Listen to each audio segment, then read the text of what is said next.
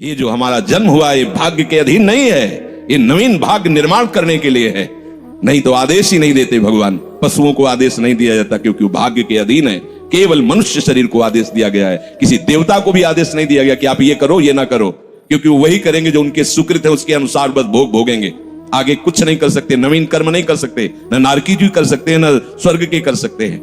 सब अपने अपने परिणाम को केवल भोग रहे हैं। यहां परिणाम उपस्थित करने का अवसर है। आप जो चाहो अपना परिणाम कर सकते हो। आप चाहो नरक जाओ, चाहे स्वर्ग जाओ, चाहे नारायण बन जाओ, जो चाहो कर सकते हो। मनुष्य शरीर है तो ऐसा शास्त्र स्वाध्याय और पंडिताई ज्ञान किस काम का जो भगवत प्राप्ति प्रारब्ध पे छोड़ दे। तो कुछ जन हैं जो शास्त्र स्वाध्याय करके या संतों की वाणी सुनकर इस विचार में आते हैं कि मुझे क्या करना चाहिए, परिवार का पोषण या भगवत प्राप्ति। दो विभाग कर ले इसलिए खतरा है, निर्णय नहीं कर सकता। और सही पूछो तो दो विभाग है नहीं, एक ही बात है। समझ जाओ तो वहीं वहीं भगवत प्राप्ति हो जाएगी। अब उसके विचार में आता है कि अभी तो ब्याह हुआ है, या अभी छोटे छोटे बच्चे हैं, या अभी बच्चों का ब्याह किया है, अभी नए हैं, क्या जाने संसार का, मेरी आवश्यकता है, नहीं तो संसार इनको परेशान कर देगा। और वो अपने अहम जनित कर्ता भाव से ऐसा बंध जाता है कि निर्णय ही नहीं कर पाता।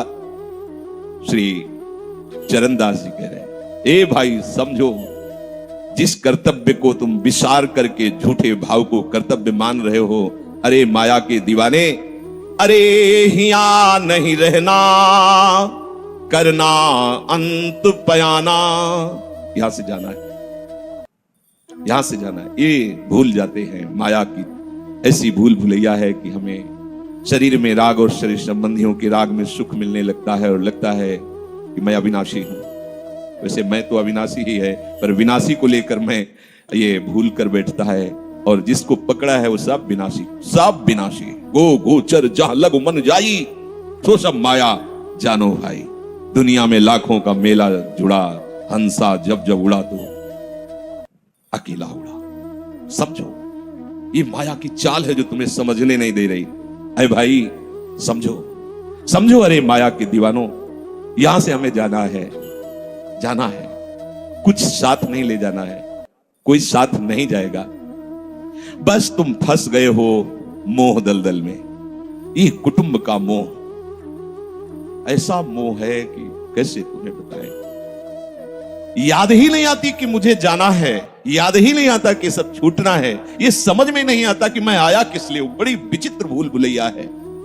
मोह कुटुंब के अवसर खोयो। दो बातें आती है, परिवार का पालन पोषण, ये धर्म पालन करूं या हरि का भजन करके भगवत प्राप्ति करूं। तो बोले मोह कुटुंब के अवसर खोयो। अवसर मिला है तुमने, भलो पायो दांवरे, चूकना अवसर प्यारे, भलो पायो दांवरे। बड़ा अच्छा अवसर मिला है भजन करने का, चूक गए तो फिर पछताना पड़ेगा। हरि की शुद्ध बिसराई। अब वो निर्णय करता है परिवार के पोषण का, क्योंकि मोह ममता है। पीछे का हर बार सत्संग में कहते हैं कि पीछे का रास्ता एकदम बंद हो जाना चाहिए, कि आगे कोई भयावह स्थिति आवे तो लौटने का रास्ता नहीं रहना चाहिए। उपासक को पीछे का मार्ग बंद कर देना चाहिए। पर होता क्या है, अपने लोग बहुत कमजोर हैं तो कदम ऐसे रखते हैं, पर पीछे वाला पुष्ट बनाए रखते हैं कि अगर इधर थोड़ी भी आंच लगी तो कदम पीछे करके सुरक्षित हो जाए। वो सुरक्षित नहीं है, वो सुरक्षित नहीं है, वो असुरक्षा है। परिवार का राग, अन्य भरोसा, किसी देहधारी का भरोसा, किसी वस्तुओं, ये भरोसे लायक चीज है, अरे क्षण में बिगड़ जाने वाली चीज है। भरोसा तो हरि का है, भरोसा तो हरि गुरु चरण सेवा अनुसरो। ये भरोसा कभी तुम्हें विश्वासहीन नहीं होने देगा। ये भरोसा कभी धोखा नहीं, साधुते हो न कारज हानि, कभी तुम्हारा मंगल नहीं हो सकता। मोह कुटुंब के अवसर खोयो, हरि की शुद्ध बिसराई। अब दिन तो बैल की तरह काम करने में व्यतीत हो रहा है और रात्रि नींद और भोग में समाप्त हो रही है। आठों पहर की 60 घड़ियां बेकार में इसने व्यतीत कर दी। एक क्षण भी शांति से बैठकर विचार नहीं किया कि मेरा जन्म किस लिए हुआ है, मैं क्या कर रहा हूं। और अपना कुशल चाहता है। एक छिन हरि को नाम लीन हो, कुशल कहां ते हुई, तब लगे कुशल न जीव कहूं, सपने हो मन विश्राम। स्वप्न में भी शांति नहीं मिल सकती जब तक भजन नहीं करोगे। बालक अवस्था तो खेल में चली गई, जवानी हुआ तो अहंकार मद छाया, मैं करता मैं भोगता इसमें चली गई। जब वृद्ध आया तो रोग और चिंताओं ने घेर लिया। अब इतना दुखी है कि वो सोच भी नहीं सकता कि मैं इनसे दूर होकर भजन कर लूं। ये जो वो भजन का नाटक होता है, भजन में हम देखते हैं ऐसे ही लगा रहता है, कैसे हो और बढ़िया से और क्या करें, और मरने का ठोर आ रहा है और क्या करें। तुम आए हो भजन करने के लिए और में अभी फंसे हो, क्या कर दूं, कहां से कैसे व्यवस्था कर दूं। हम ही चला रहे हैं, भले वृंदावन में बैठे परिवार हमारे अनुसार चलेगा, हमारे ही नहीं तो नष्ट हो जाएंगे।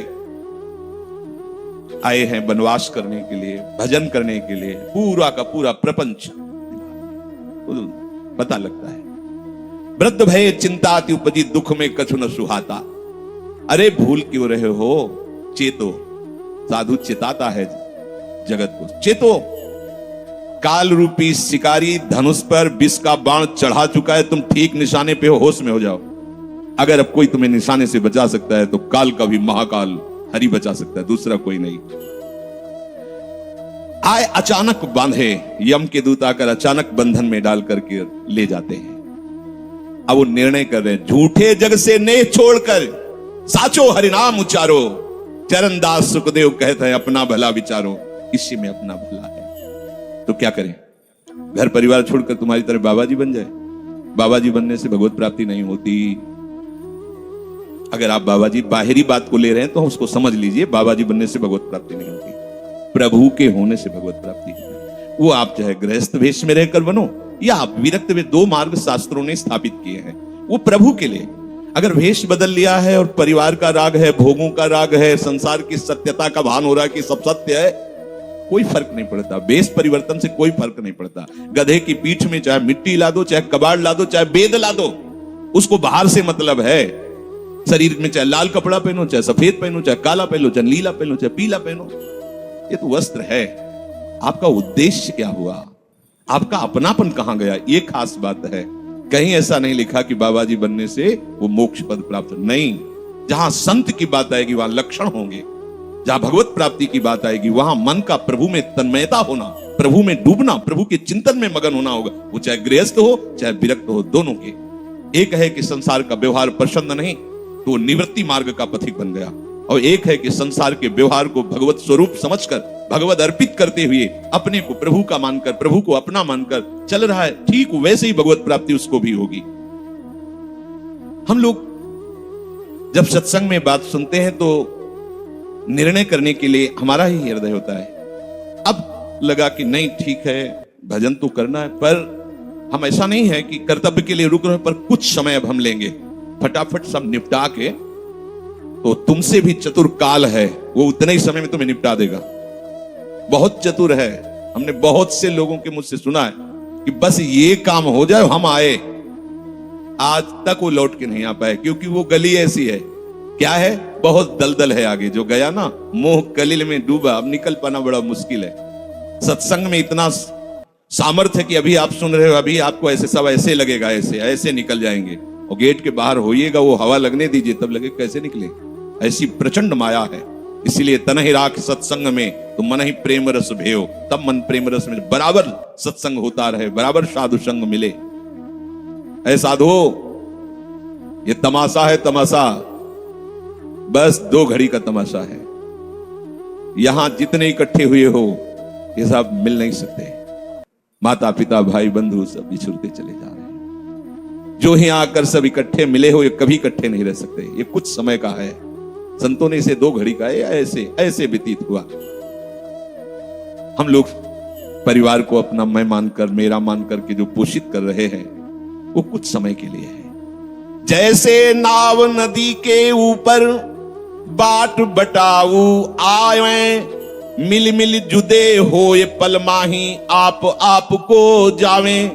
जैसे नदी पार करने के लिए 50 लोग इकट्ठे हुए नाव में बैठे, नाव किनारे पहुंची, सब अपने अपने मार्ग को चले जाते हैं, कोई किसी का साथ नहीं देता है। ऐसे ही मृत्यु का समय आया, आप कितना भी प्यार करो, वो लौट के आपसे पूछने के लिए नहीं आएगा आप कैसे हो, या आपने कितना भी सबके लिए किया है, मोह से युक्त होकर अपना जीवन, विशेष जीवन आपने दे दिया, लेकिन आपकी क्या दुर्गति होगी किसी को कोई परवाह नहीं है। फूंक ताप के 10-5 दिन में वो जो दिनक्रिया हुई, इसके बाद सब मौज मस्ती में होते हैं। कोई तुम्हारा चिंतन, कोई तुम्हारा नाम नहीं लेगा, कोई तुम्हारे लिए आंसू नहीं बहाएगा। वो अगर कोई रोता है तो हमने सुना है कैसे रोता है। आज तक हमने जो कहा वही इन्होंने पूरा किया, मतलब अपनी कामनाओं की पूर्ति के लिए रोता है। अब कौन हमारी बात सुनेगा? तुम कितना हमें चाहते थे, कोई नहीं उतना चाहता। क्या कह के रो रहा है? क्या कह के रो रहा है? अपनी कामनाओं की, स्वार्थ की पूर्ति के लिए रो रहा है, तुम्हारे लिए नहीं रो रहा वो। ये भगवान का बगीचा है, संसार रंग बिरंगे फूल हैं। कुछ तो कली ही मुरझा कर नष्ट हो जाती है, कुछ फूल खिलकर नष्ट हो जाते हैं, कुछ में ऐसी सुगंध आती, थोड़ा सुगंध फैलती, वो भी नष्ट हो जाते हैं। ये बगीचा केवल देखने में सुहावना लगता है, बड़ा भयावना। इसमें मृत्यु का तांडव हो रहा है। आप देखो, प्रतिपल मृत्यु भयावा, पर कैसी माया है। सामने वाला पतिंगा जला, फिर भी वो जाके उसी में जलता है। ऐसे फूंक के आ रहे हैं एक को, और उनको ये वैराग्य नहीं हो रहा कि मेरे शरीर की भी यही दशा होनी, मुझे कुछ कर लेना चाहिए। ऐसी कुछ कर लेना चाहिए जिससे हम कालातीत अवस्था को प्राप्त हो जाए। क्यों नहीं कर पाता?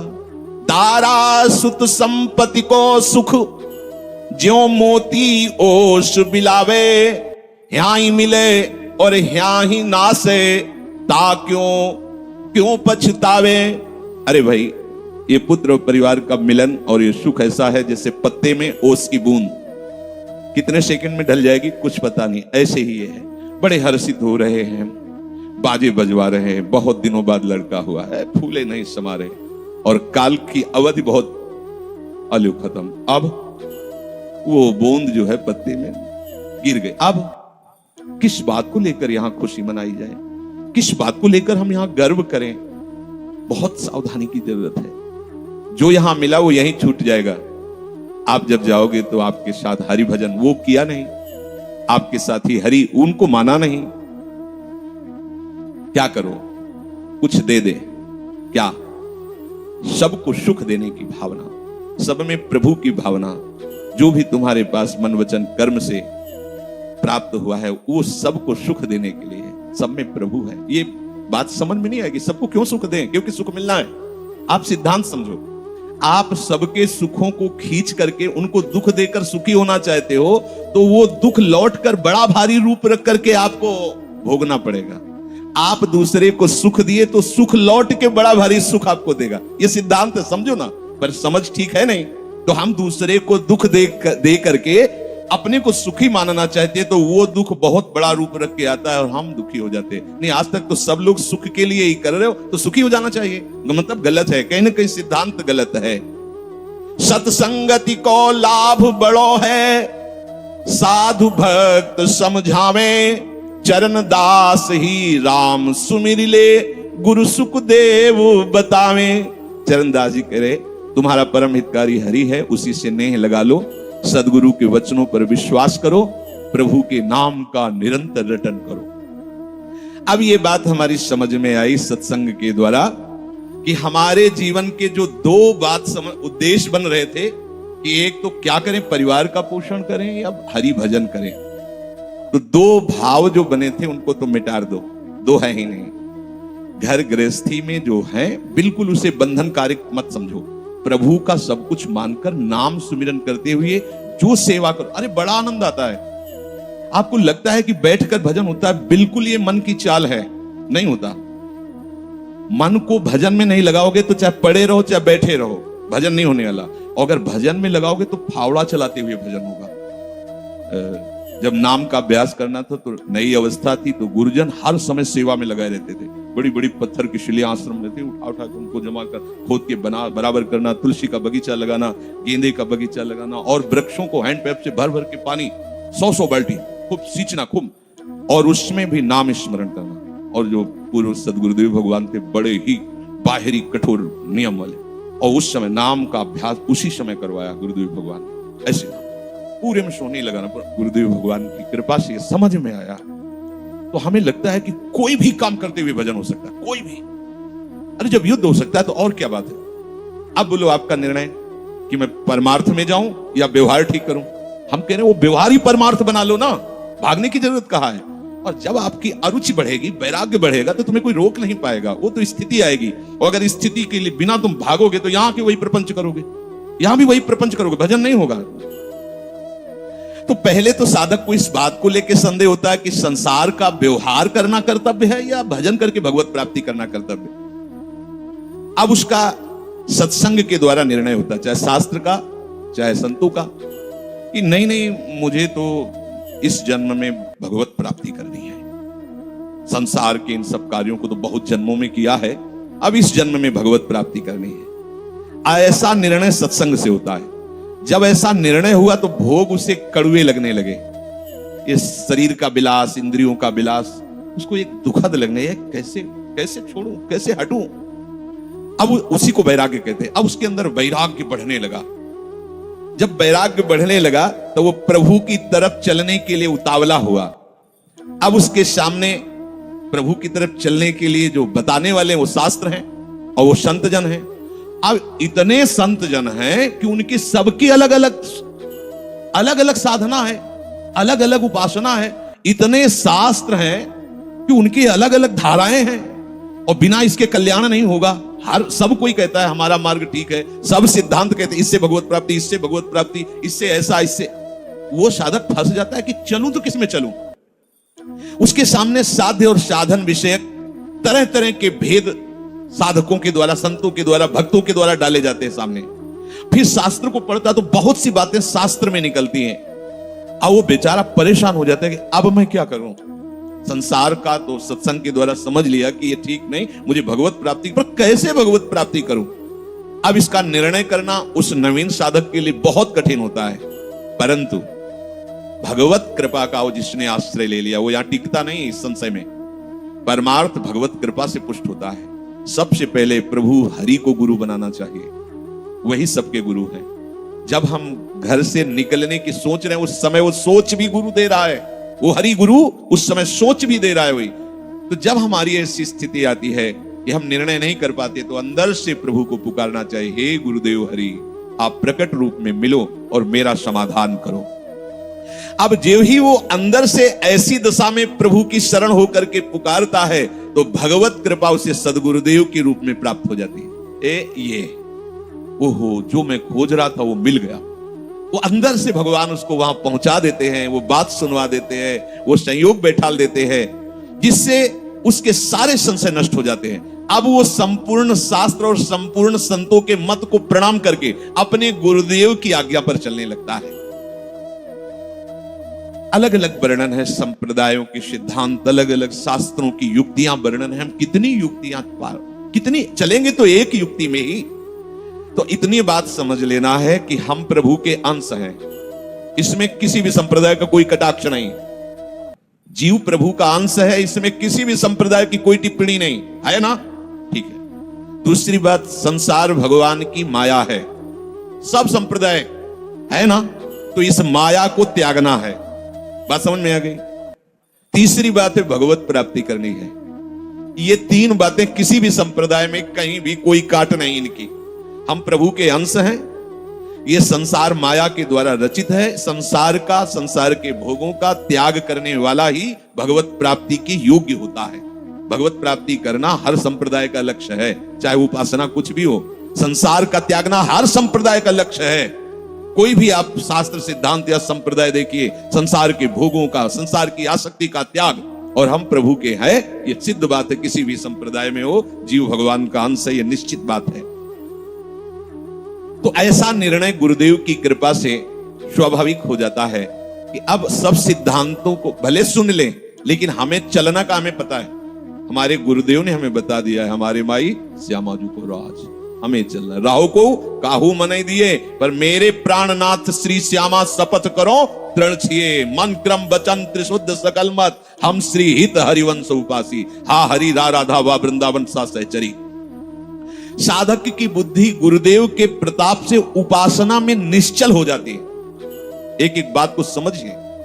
प्रभु कह रहे हैं, जिस काल में शास्त्रीय मत भेदों से विचलित हुई तेरी बुद्धि निश्चल हो जाएगी, परमात्मा में अचल हो जाएगी, उसी काल तू योग को प्राप्त हो जाएगा। कैसे होगी निश्चल? अगर हम शास्त्रों में भटकते रहो। कई बार समझने के बाद भी ये निश्चय होता था कि ये आश्रय ठीक है या अहम ठीक है, क्योंकि जब एको हम बहुत श्यामा वही ब्रह्म बहुत रूप, मैं भी तो ब्रह्म हूं ना, मैं भ्रम से अपने को अंश मान रहा हूं, भ्रम से अपने को जीव मान रहा हूं, भ्रम से अपने को शरीर मान रहा हूं, वही हूं। सेवक से विभाव बिन भव न तरी उर्गारी। काकभूषण जी कह रहे बिना सेवक और स्वामी के भाव के संसार से तरा नहीं जा सकता। एक में है सेवक स्वामी भाव के बिना नहीं तरा जा सकता, और एक है कि जब तक सेवक स्वामी भाव भेद है तब तक अविद्या है, अविद्या है तो मोक्ष नहीं। बड़ा झंझट है, बड़ी समस्या है। उसका समाधान केवल गुरुदेव के वचन से होता है। मोक्ष मूलम गुरु, वो बता दे, ऐसे चलो बस। दूसरे के लिए सुनना, दूसरा कोई गलत नहीं है। बहुत से मार्ग हैं, बहुत से संप्रदाय हैं, बहुत से सिद्धांत है। हम सब संप्रदाय, सब सिद्धांत, सब मार्गों को एक साथ नहीं निर्वाह कर सकते। एक मार्ग में चलेंगे तो जो हमें गुरुदेव मिले भगवत प्रेरणा से, उनके द्वारा बताई हुई साधन पद्धति में अपनी बुद्धि निश्चल कर दे। निश्चल कोटि जन्म लग रगर हमारी बरऊ शंभुनता राहु कुमारी, इसे निश्चलता कहते हैं, इसे अटल कहते हैं। चाहे जितनी परीक्षा ले लो, चाहे जैसा दुख दे दो, चाहे जैसा प्रलोभन दे दो, लेकिन अब अपने प्रियाजू के गोरे चरणारविंद के सिवा अन्य आश्रय नहीं ले सकते। ये अचल बुद्धि हो गई। साधक की बुद्धि निश्चल हो जाती है कि अब तो मुझे केवल प्रिया प्रीतम का नाम रटना है, प्रिया प्रीतम की सेवा करनी, प्रिया प्रीतम के भरोसे में रहना और प्रिया प्रीतम के पास ही जाना है। ये निश्चय लगभग ऐसा तो हो गया होगा, क्योंकि सत्संग सुन रहे हैं बहुत काल से। कई बार सत्संग में कहा चित्त का समाधान हो जाना ही उपासना की परिपक्वता है।